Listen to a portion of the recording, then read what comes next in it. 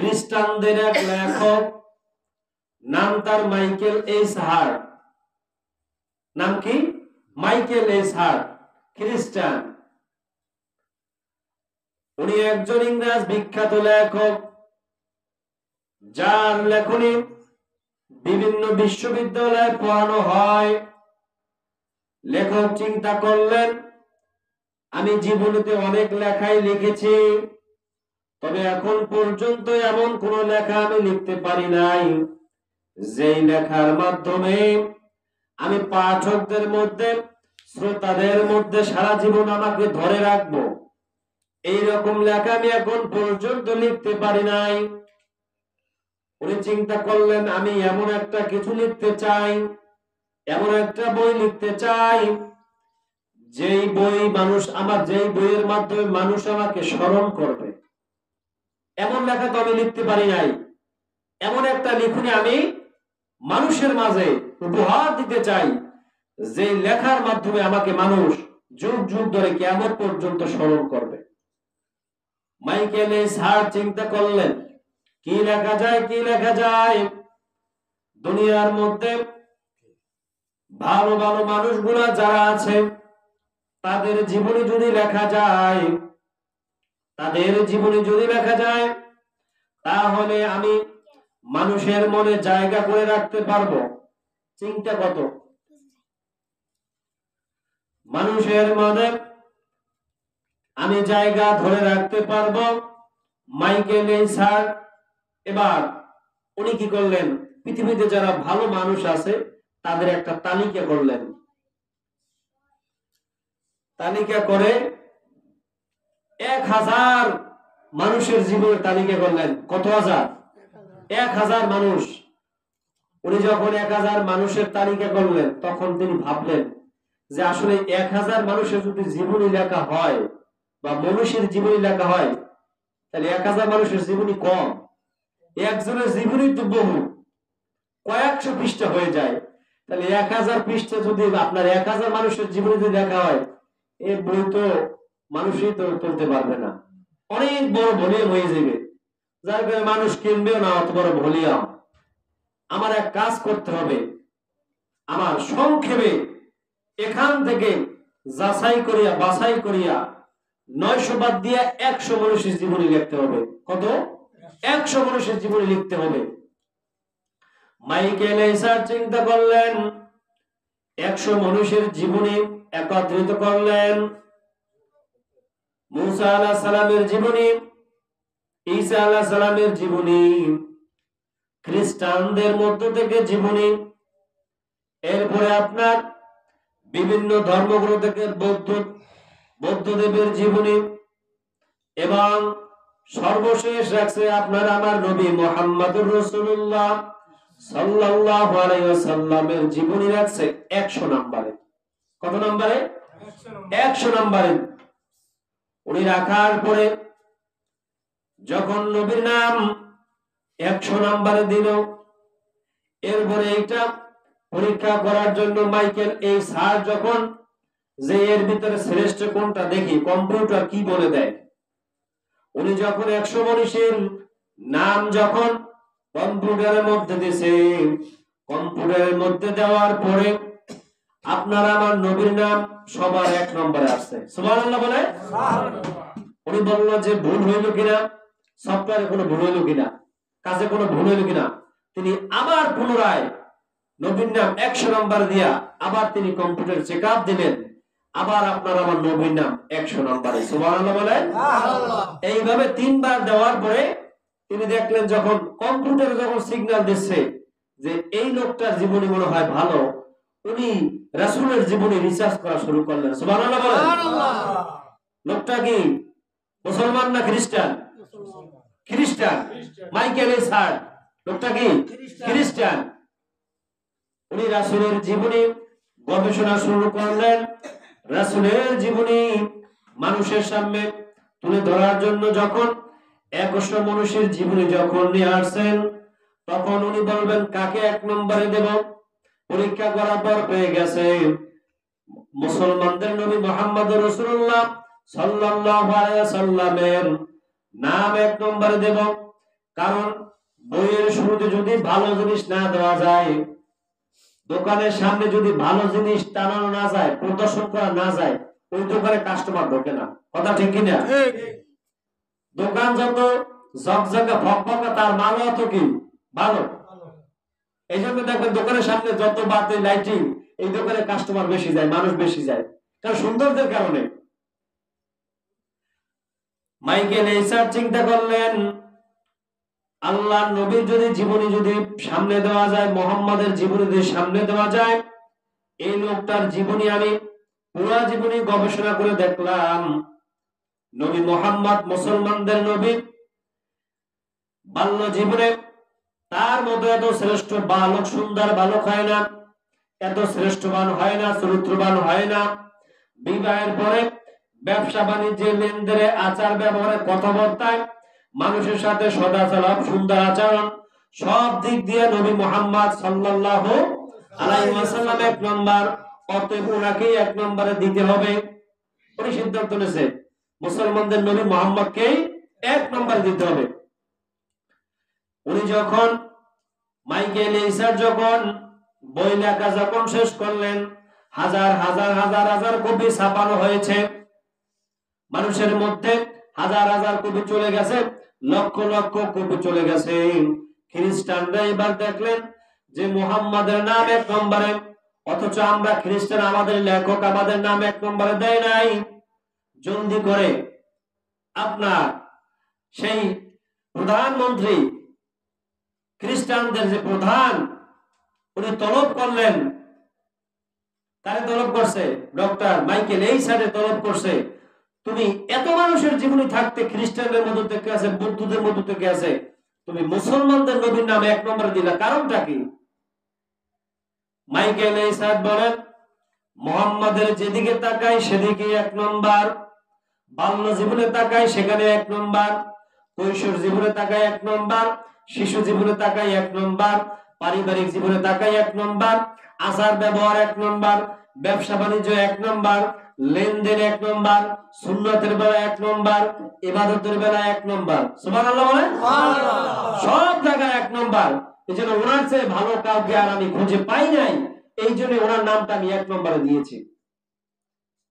এইবার খ্রিস্টানরা চিন্তায় পড়ে গেল, এই মুসলমানদের নবীর নাম যদি এক নম্বরে দেওয়া হয়, চলে গেছে লক্ষ লক্ষ কবি শ্রোতার মধ্যে, বাজারের মধ্যে চলে গেছে। মানুষ যখন এই জীবনী পড়ে, আর দলে দলে দলে দলে মানুষ কালেমা পড়ে মুসলমান হয়। সুবহানাল্লাহ বলে, যখনই এই রাসূলের জীবনী পড়া শুরু করলো, তখনই মানুষ, হাজার হাজার মানুষ দলে দলে মুসলমান হইতেছে। সুবহানাল্লাহ বলে, কিভাবে বন্ধ করা যায়? মুসলমানদের নবীর নাম যদি এক নম্বরে দেওয়া হয়েছে, এইবার মাইকেল এইসার হ্যাটকে তাকে তলব করলো যে তুমি আর বই ছাপাইতে পারবা না, তোমার বই ছাপাখানা আমাদের কাছে দিয়ে দাও। কেন? মুসলমানদের নবীর জীবনী পড়ে সব যদি মুসলমান হয়ে যায়, তাহলে আমাদের তো আর কিছু থাকলো না। কি থাকলো? কিছুই তো থাকলো না। এইবার খ্রিস্টানদের মধ্যে একটা বৈঠক হলো যে এর বিরুদ্ধে একটা বই লেখা যাবে, মুসলমানদের বিপক্ষে। কে লিখবে বই? খ্রিস্টানদের মধ্যে লেখক যারা আছে তাদের কিনে ডাকলেন যে মুসলমানদের বিরুদ্ধে একটা বই লিখতে হবে। কে লিখতে পারবে? একজন দাঁড়ায় বলল আমি লিখবো, আরেকজন বলল আমি লিখবো।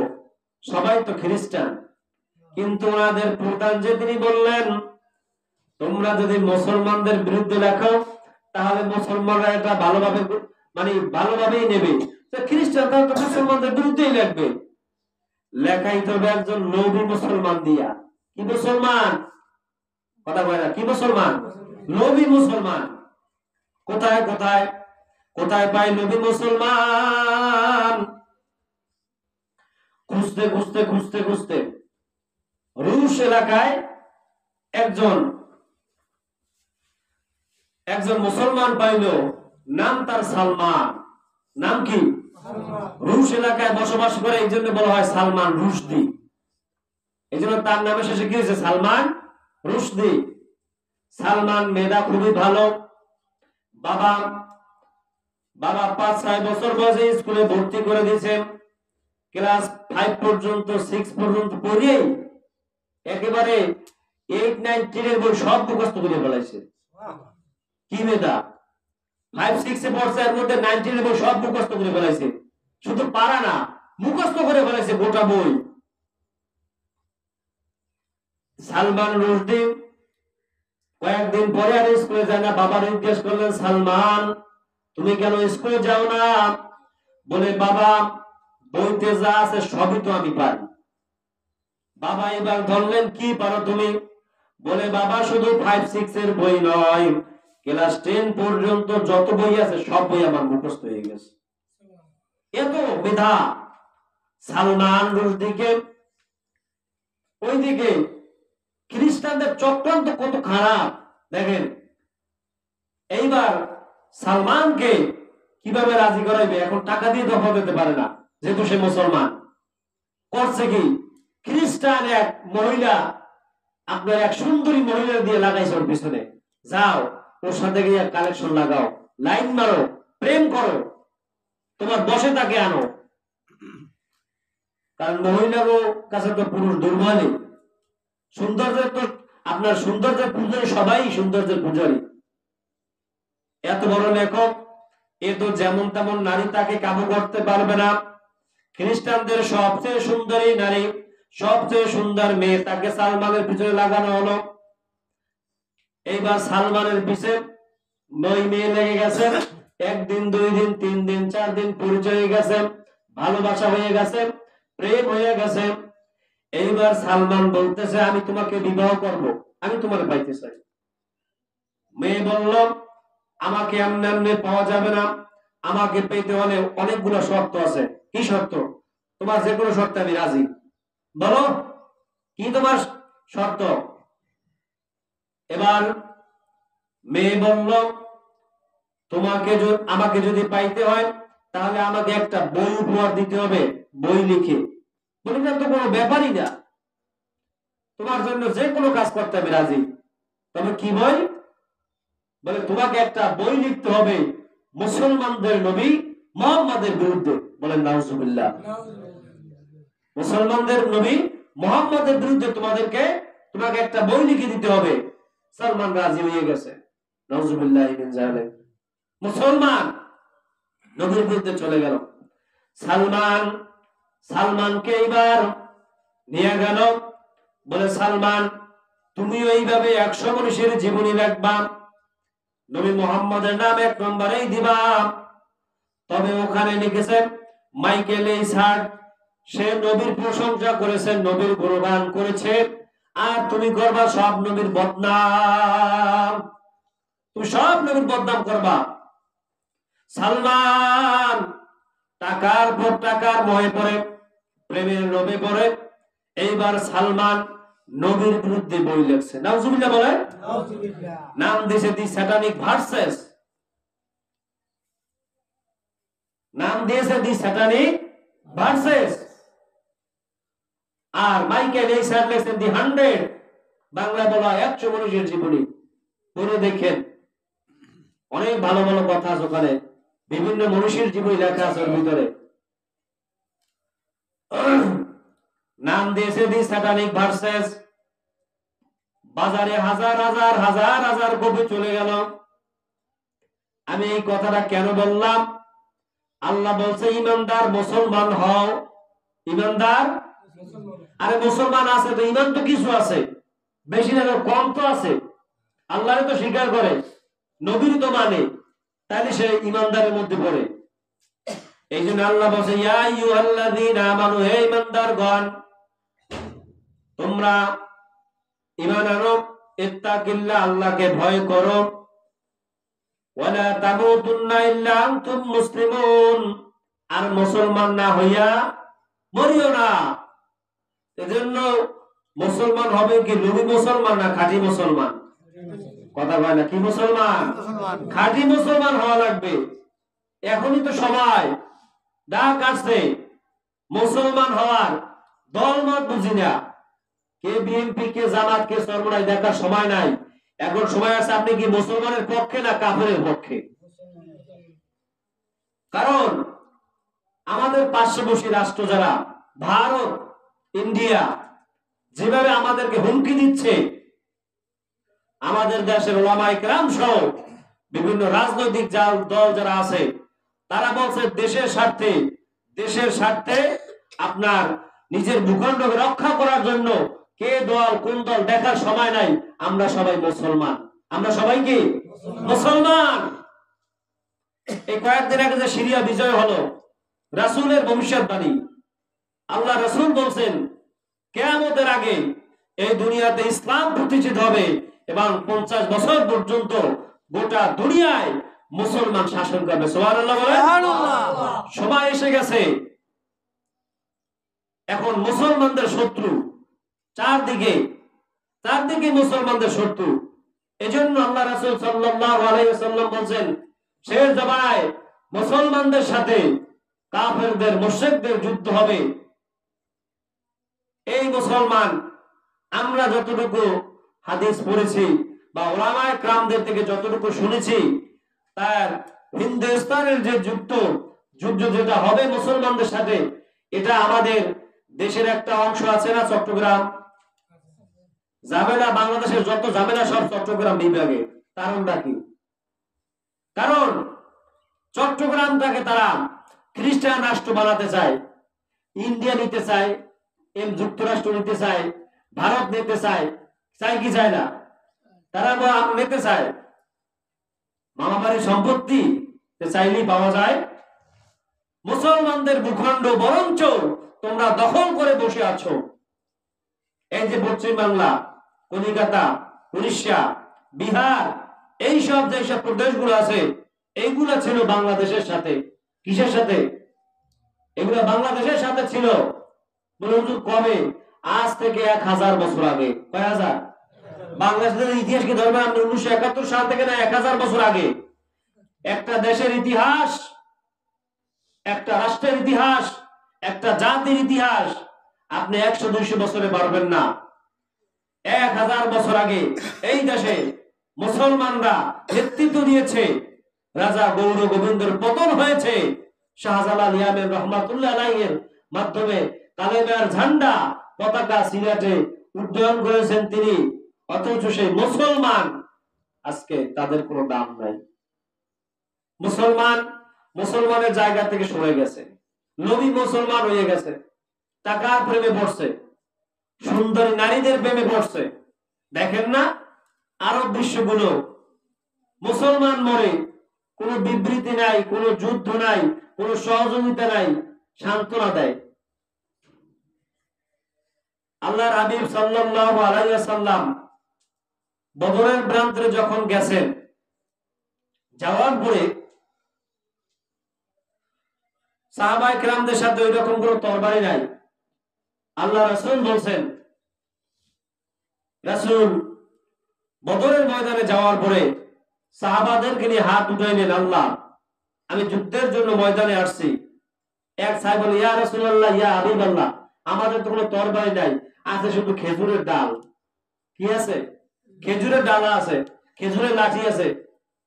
আল্লাহর হাবিব বলেন, সাহাবায়ে কেরাম শোনেন, আমাদের কাজ হলো চেষ্টা করা, আমাদের কাজ হলো জায়গা পর্যন্ত পৌঁছানো। বিজয় দেওয়ার মালিক কে? আল্লাহ। জোরে বল কে? আল্লাহ। আচ্ছা, ইতিহাস একেবারে নগদ ইতিহাস। 5ই আগস্টের আগে ধরেন, বাংলাদেশ ইতিহাসটাই বলুন, অন্য দেশের দরকার নেই। 5ই আগস্টের আগে সেনাবাহিনী, police, RAB, army, BDR, Awami League, Jubo League, Chhatra League, যত লীগ আছে, তাঁতি লীগ, শ্রমিক লীগ, সব তার পক্ষে, সব তার পক্ষে।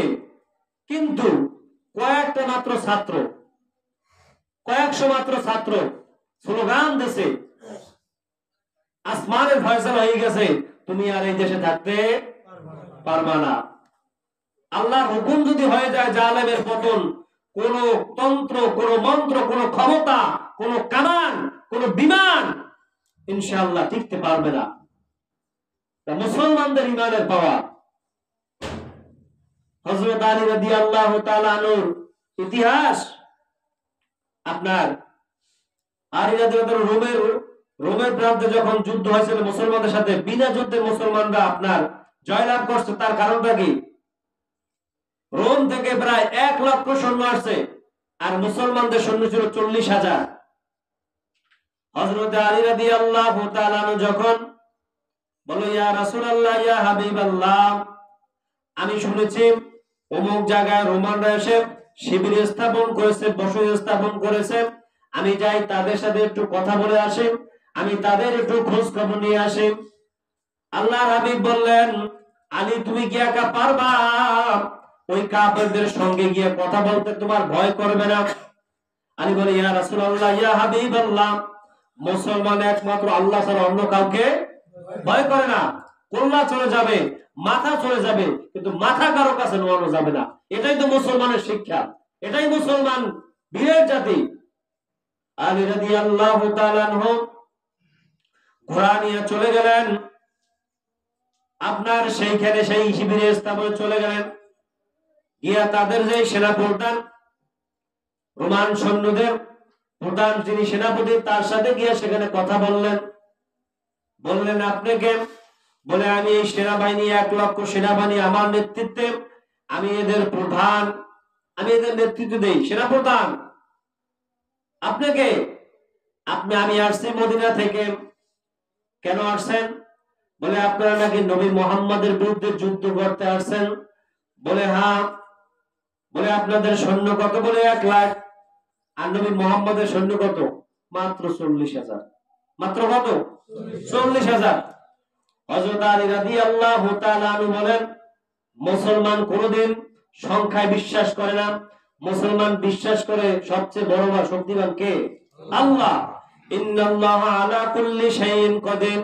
আল্লাহ বলে, আমি সবচেয়ে বড় ক্ষমতাবান। আল্লাহর চেয়ে বড় ক্ষমতাবান কেউ আছে? বলেন, কেউ আছে?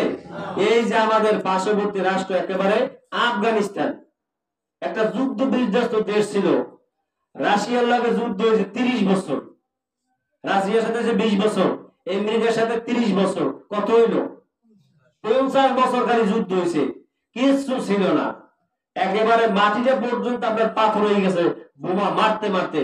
ওখানে ওদেশে যে কত লোক মারা গেছে, কত হাফেজ যে মারা গেছে, কত আলেম যে মারা গেছে, হাজার হাজার নয়, লক্ষ লক্ষ মারা গেছে।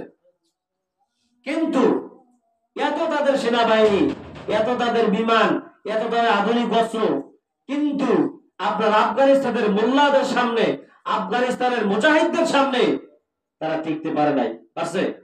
কথা বলা পারছে? পারে নাই। দেখেন, আল্লাহর সাহায্য এসে গেছে তাদের উপরে। দেশটা চলতেছে ইসলামিক কায়দায়। কেমন সাহায্য আসছে মাঝে মাঝে দেখেন যে তাদের উপরে আল্লাহ তাআলা কেমন খুশি হয়েছে, কেমন বরকত দিয়েছেন। আল্লাহ বলছে, তোমরা জমিনটা আমার হুকুমে চালাও, আমার কোরআনে চালাও। আল্লাহ বলে, আমি জমিনটাকে আমি বারাকা দিয়ে ভরপুর করে দেব। সুবহানাল্লাহ বলেন। বলে, হুজুর কিরকম বারাকাত? আফগানিস্তান এই যুদ্ধ বিধ্বস্তের পরে তারা যেই পরিমাণ খনিজ সম্পদ পাইছে, কি খনিজ সম্পদ? আপনার কি বলে, তামার খনিজ সম্পদ, গ্যাসের খনিজ সম্পদ, তৈলের খনিজ সম্পদ, এরপর আরেকটা বলে পান্না, এই খনিজ সম্পদ, এরপরে ইউরেনিয়াম, এরপরে আপনার আরো বিভিন্ন খনিজ সম্পদ পাইছে।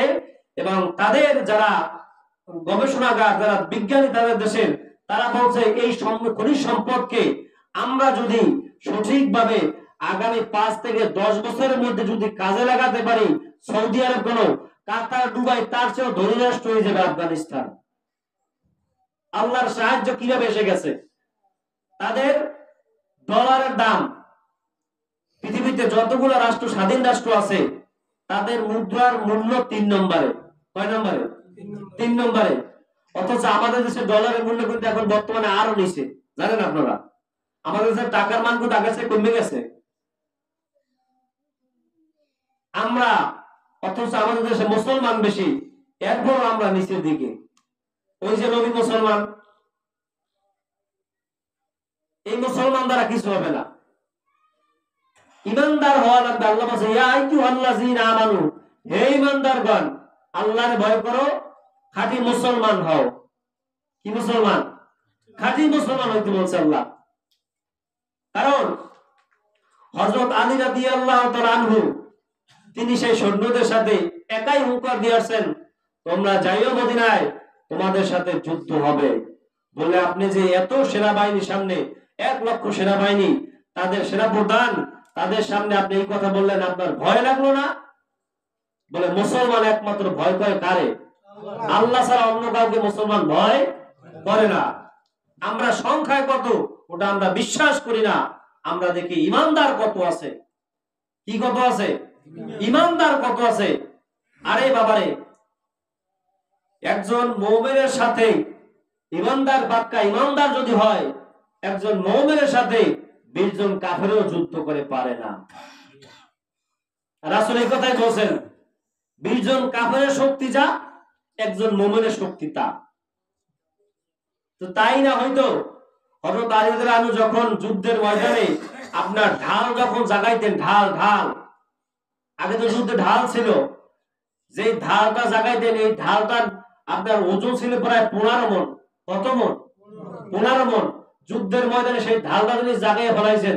যুদ্ধের পরে সাহাবায়ে কেরাম বলে যে আলী, তোমার তো অনেক শক্তি, আল্লাহ পাক তোমাকে সবচেয়ে শক্তিশালী পুরুষ বানাইছেন নবীর সাহাবীদের মধ্যে, তোমাকে সেরে করে হযরত আলী বলা হয়, তুমি এত শক্তিশালী, তাই তুমি ঢালটা একটু জাগাও দেখি এখন। যুদ্ধের পরে জানো বাম হাত দিয়ে জাগাইতে গেছে, দেখে পারে না। ডান হাত দিয়ে জাগাইতে গেছে, পারে না। 2 হাত দিয়ে নিজের যত শক্তি আছে তা দিয়ে জাগা শুরু করছে, 1 ইঞ্চি পরিমাণ লড়ে নাই। তখন আল্লাহ রাসূল বলছেন, সাহাবায়ে কেরাম বলছে, আলী তুমি যুদ্ধ করেছো, তবে তোমার শক্তিতে নয়, আল্লাহর দেওয়া প্রদত্ত শক্তিতে তুমি যুদ্ধ করেছো। সুবহানাল্লাহ বলেন। এটা ঈমানদারের জন্য আল্লাহ যখন আপনি করবেন, ঈমানদারের তখন আল্লাহ তাআলার পক্ষ থেকে আপনাদের এরকম শক্তি আসবে, সাহায্য আসবে। বদর প্রান্তে রাসূল গিয়ে দোয়া করছে, আল্লাহ আমরা তো আসছি যুদ্ধের ময়দানে, আমাদের ঢাল নাই, তরবারি নাই, আল্লাহ আপনি বিজয় দান করেন। এই যে ইন্না ফাতাহানা লাকা ফাতহাম মুবিনা লিয়াগফির লাকা মা তাকাদ্দামা মিন জামবিহি ওয়া মা তাআখার, এটা বদর যুদ্ধের কথা বলা হয়েছে।